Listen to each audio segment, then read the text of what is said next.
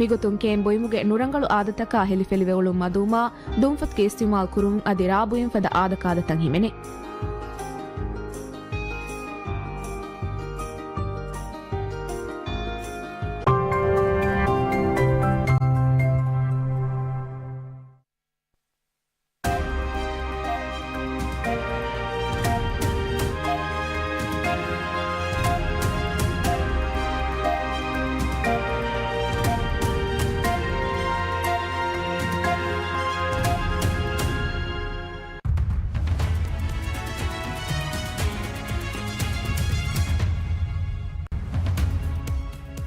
Making headlines this hour, President Dr. Mohammad Muiz calls for international measures to protect humanitarian workers, citing escalating threats and rising casualties in conflict zones. President Dr. Mohammad Muiz commences a 3-day official tour of the inhabited islands of Alif Atoll. And the government of Japan donates 5 speedboats and 3 rigid-hulled inflatable boats to Maldives Police Service.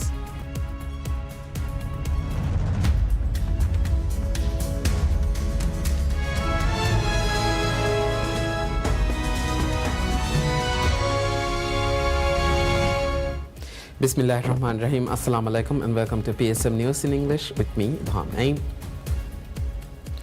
President Dr. Mohammad Muiz calls for international measures to protect humanitarian workers, citing escalating threats and rising casualties in conflict zones.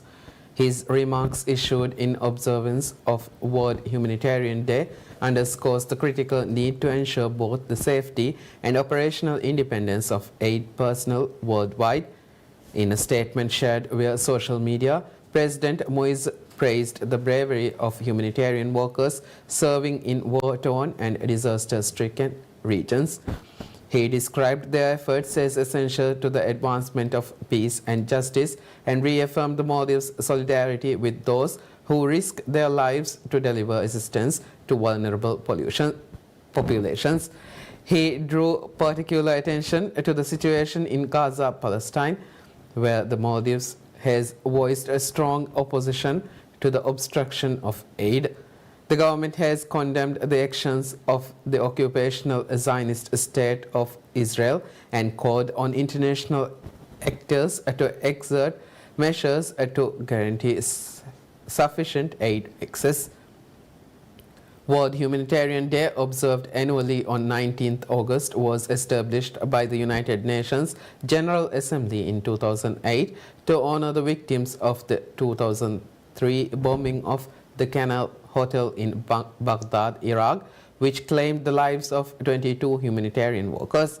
The day serves as a global tribute to humanitarian personnel and a call to action for their protection. This year's theme, Strengthening Global Solidarity and Empowering Local Communities, highlights the importance of recognizing local actors not merely as recipients of aid, but as leaders in humanitarian response. President Dr. Mohammad Muiz commences a 3-day official tour of the inhabited islands of Alif Atoll, reaffirming his administration's commitment to direct engagement with local constituencies and decentralized governance. The itinerary includes visits to 8 islands: Toddu, Rastu, Ukulas, Mativeri, Bodufoldu, Feridu, Malos and Himandu. On each, the President is expected to convene formal meetings with island councils and women's development committees to discuss community-specific development priorities and assess the general welfare of residents. This tour forms part of a broader national initiative through which President Muiz aims to visit all atolls, islands and cities across the country. The principal objective is to establish direct dialogue with elected representatives and reinforce institutional responsiveness at the local level. Accompanying the President are several cabinet ministers and senior officials from various state institutions. The government of Japan donates 5 speedboats and 3 rigid-hulled inflatable boats to Maldives Police Service. Ambassador of Japan to Maldives, Ishigami Rumiko officially handed over the vessels to the Maldives Police Service at a ceremony. The ceremony was attended by Deputy Commissioner of Police Farhad Fikuri, executive officers of the police, as well as the officials from the Japanese government. Commissioner of Police Ismail Naveen expressed gratitude to the Japanese government for their assistance to the Maldives police in different areas. He highlighted that the donation will greatly enhance the capabilities of the maritime police, including its ability to enforce a law at sea, protect island communities, and respond to emergency situations more swiftly and efficiently. Addressing at the ceremony, Ambassador Rumiko said, the assistance is aimed at supporting marine safety and law enforcement, noting that the vessels form a part of Japan's broader cooperation with the Maldives to further reinforce security and stability. The donation is a part of a grant agreement signed in May 2022 under the exchange of notes valued at approximately $5.1 million. The project focuses on strengthening the operational capabilities of the Maldives Police Service with a focus on strengthening maritime security and safety in the country's outer islands. It will also help facilitate a swift and effective response to maritime incidents and other safety concerns within the nation's vast maritime domain. The government of Japan expressed hopes that these vessels will strengthen the capacity and capability of the Maldives Police Service in providing day-to-day policing across the country effectively and with efficiency.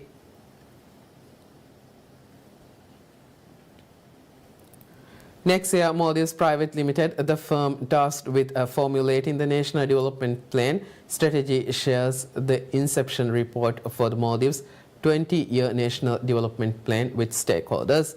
Hamid Sadiq, team leader of the National Development Plan project, at a meeting held at Umar Zahir Building, presented the work plan and stakeholder engagement strategy.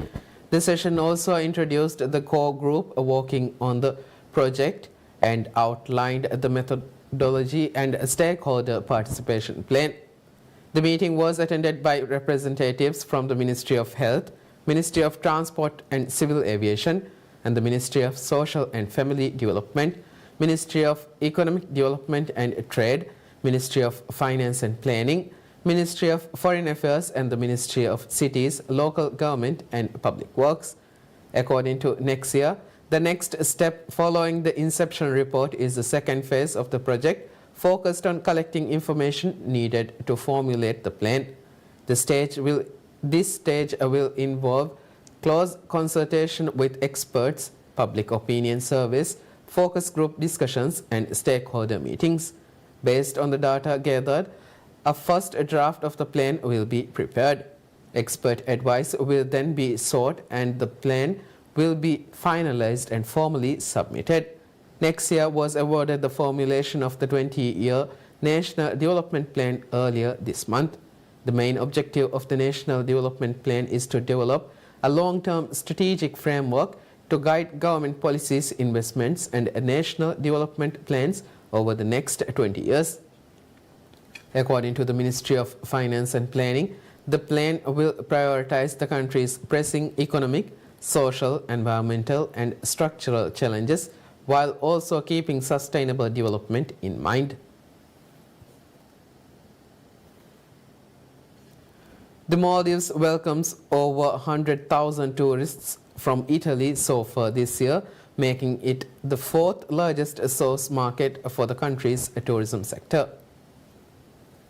According to the daily update report of the Ministry of Tourism and Environment, a total of 1.4 million tourists visited the Maldives as of August 17th. This is a 9% increase compared to the same period last year. Of this, visitors from Italy accounted for 7.2%, with 101,051 tourists recorded from the country. So far this year, 4 countries have contributed over 100,000 tourists. They are China with 217,041 tourists, Russia with 167,418 tourists, the United Kingdom with 129,371 tourists, and Italy with 101,051 tourists. So far in August, 114,509 tourists have visited the Maldives. This is an increase of 4.6% compared to the same period last year, averaging 6,736 tourists per day. According to the Ministry of Tourism, the majority of tourists stayed at resorts with 1,034,119 tourists choosing this option. Guest houses hosted the second largest group with 308,095 tourists opting for this type of accommodation. The government has set a target of attracting 2.3 million tourists this year. Based on current figures, approximately 900,000 additional visitors are required to reach this goal.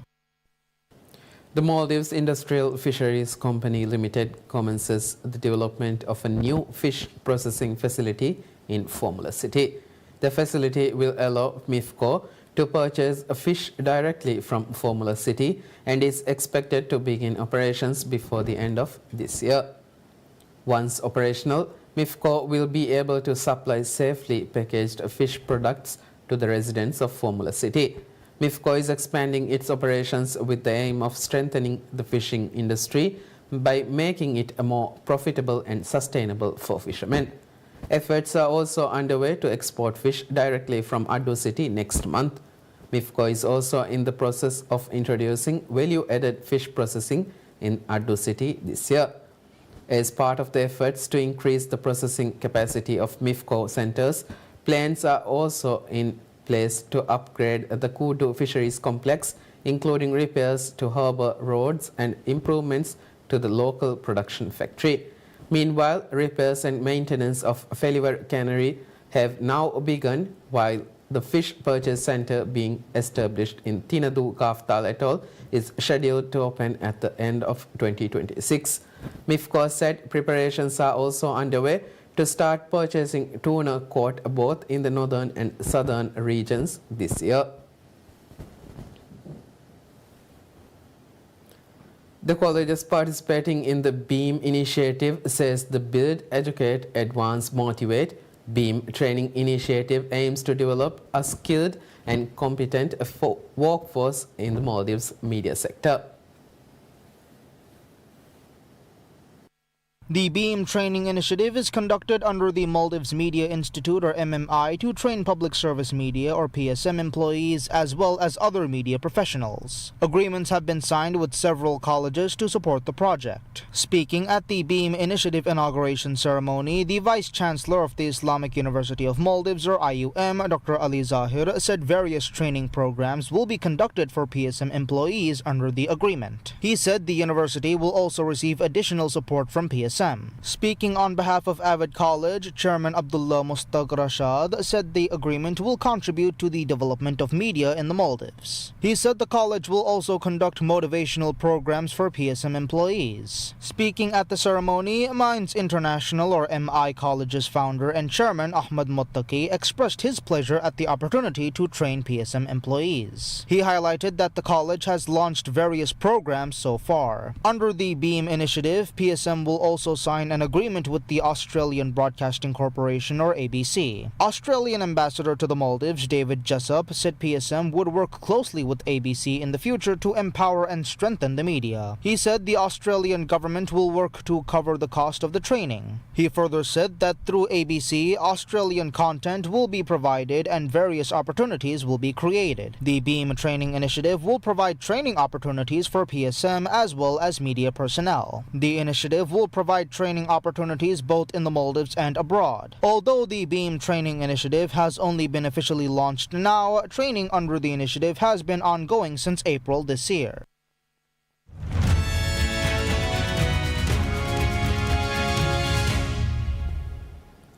SoftBank Group is taking a $2 billion equity stake in Intel, the two companies says, amid a ramp-up in efforts to provide financial support to the struggling U.S. chip maker.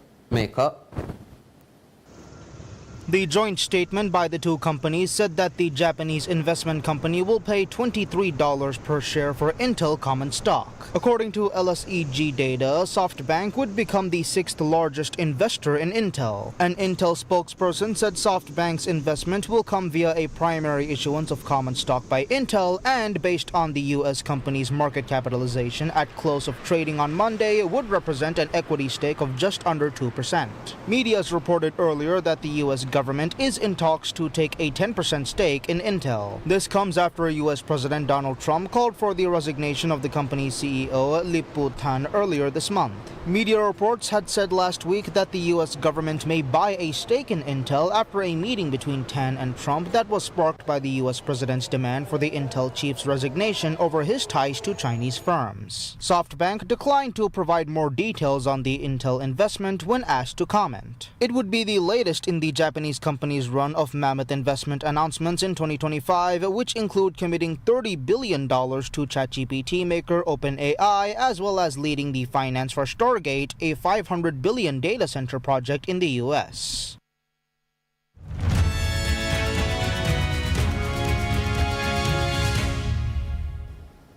President Donald Trump says that the United States would help Europe in providing security for Ukraine as part of any deal to end Russia's war in Ukraine, as he and President Volodymyr Zelensky began a hastily arranged White House meeting to discuss a path to peace.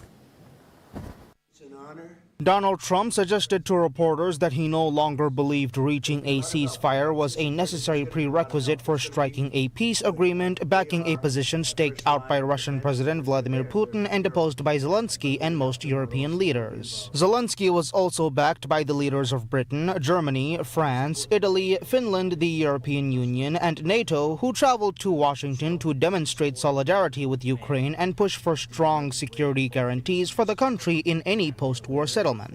But we can work a deal where we're working on a peace deal while they're fighting. They have to fight.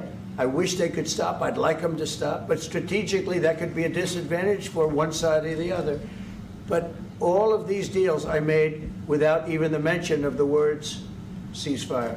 Following their one-on-one discussion, Trump and Zelensky made a joint appearance with the European leaders ahead of planned multilateral talks. Zelensky described the one-on-one discussion as very good and said they had spoken about the importance of U.S. security guarantees for Ukraine. We supported the idea of the United States, of personally of President Trump, to stop this war, to make a diplomatic way of finishing this war, and we are ready for trilateral, as President said. This is a good signal about trilateral. I think this is very good. Thank you.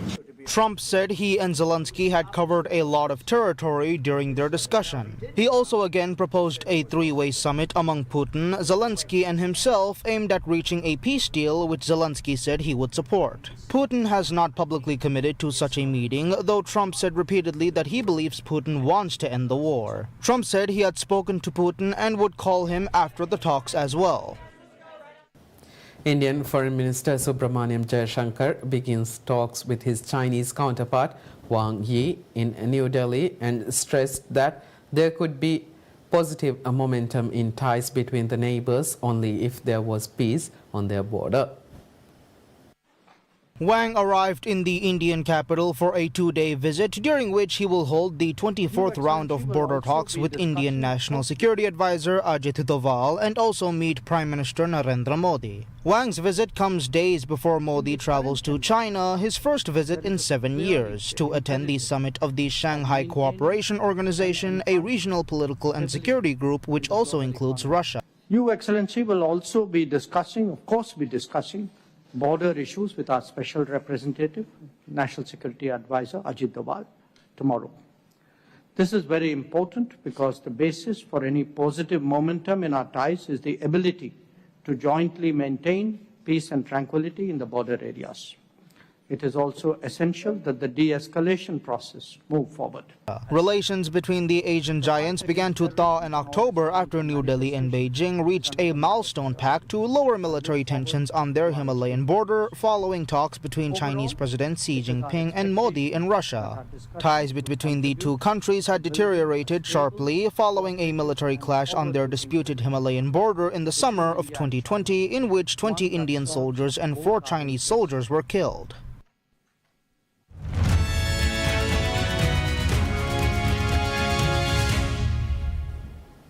Al Ittihad captain Karim Benzema downplays suggestions that Saudi Super Cup semi-final in Hong Kong will be defined by Cristiano Ronaldo's presence, insisting the focus should be on the teams rather than individual stars. Benzema told reporters ahead of Al Ittihad's match against Al Nassr, quote, "It's not about facing Cristiano Ronaldo, it's a match between two clubs," unquote. The Saudi Super Cup is contested by the winners and runners-up of the Kings Cup and Saudi Pro League. Al Hilal finished second in the 2024-25 Pro League behind Al Ittihad, but pulled out of the tournament, citing player fatigue following their Club World Cup campaign. They have been replaced by AFC Champions League winners Al Ahly. Since Al Ittihad won the Pro League and Kings Cup, the extra Super Cup spot was awarded to Al Nassr, the third-place team in the league. For Al Nassr, the match will be an opportunity to hand João Felix his debut, who joined the club this summer. The Portuguese forward said he was excited to begin his new chapter, but admitted his thoughts were also with close friend and former national teammate Diogo Jota, who died in a car crash last month.